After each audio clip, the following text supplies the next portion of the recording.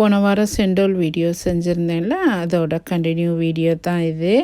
1/2 litre தண்ணியில் பண்டாநிலையை அரைச்சி நல்லா வடிகட்டிடுங்க. வடிகட்டிட்டு 1/4 லிட்டர் தண்ணியில் ஜல்லி பவுடரை கரைச்சிக்கோங்க. மிச்சம் 1/4 லிட்டர் தண்ணியில் அரிசி மாவு, டேபியோக்கா ஃப்ளார் நல்லா கட்டிப்படாமல் கரைச்சிருங்க. டேபியோக்கா ஃப்ளார் இல்லைன்னா நீங்கள் மைதா மாவு ஆட் பண்ணிக்கோங்க. தேவையான அளவு உப்பு சேர்த்துக்கோங்க.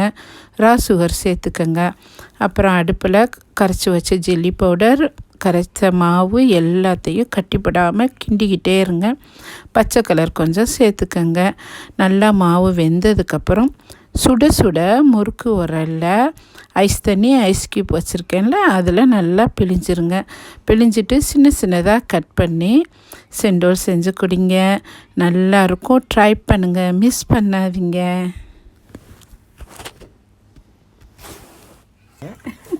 இந்த வாசனை பாருங்கள்.